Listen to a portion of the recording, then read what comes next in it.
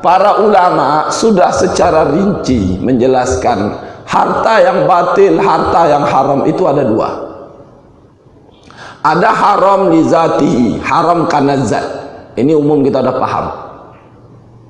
Udah paham kita kan? Hurrimat alaikumul maitatu waddamu walahmul khinzir, diharamkan atas kalian maitah, bangkai, waddam, darah.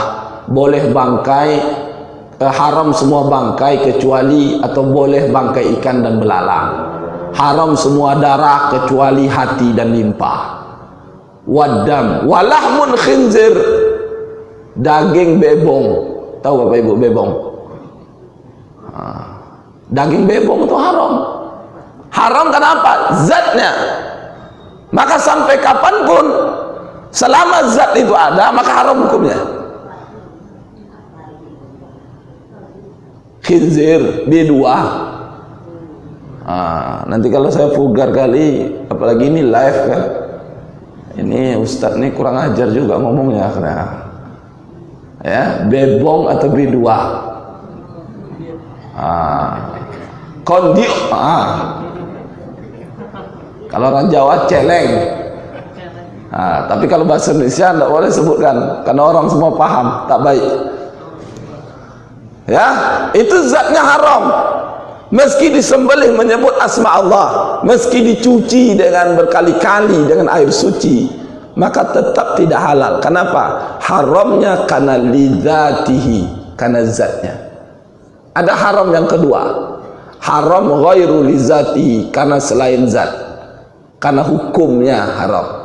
Zatnya bisa jadi halal, zatnya bisa jadi suci, tapi hukum terkait dengan zat itu sama haramnya dengan haram karena zat. Coba disimak nanti Pak. Haram karena selain zat, karena hukum itu ada dua, dibagi lagi dua. Pertama karena hak adami, karena ghosab. Hak adami itu apa? Haram karena hak orang lain yang diambil. Ghosab, ghosab itu karena kecurangan. Nah, harta yang haram karena ghosab, kecurangan, karena hak adami, hak orang lain, dianya tak boleh, orang lain juga tak boleh. Haram karena zat juga begitu, dianya tak boleh, orang lain tak boleh. Bangkai, ibu bapak tak boleh makannya, tapi tak boleh dikasih ke tetangga. Kenapa? Zatnya haram, ibu bapak tak boleh, tetangga juga tak boleh.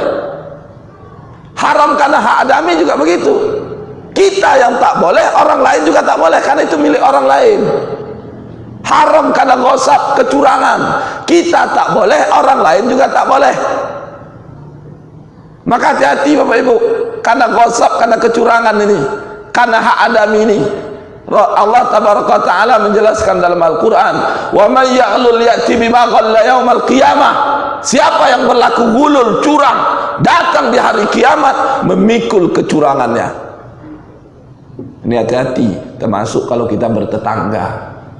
Tanah tetangga sejengkal kita ambil karena digeser parit, itu dipikul besok tanah sejengkal di hari kiamat.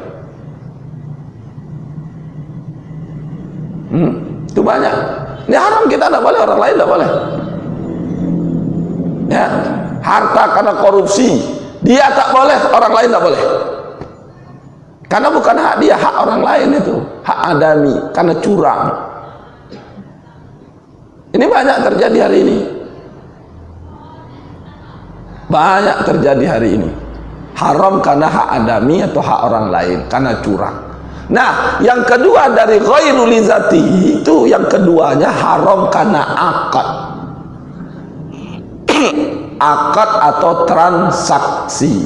Ini saya yakin dan saya sangat paham betul kalau Bapak Ibu sudah bahas sebelumnya.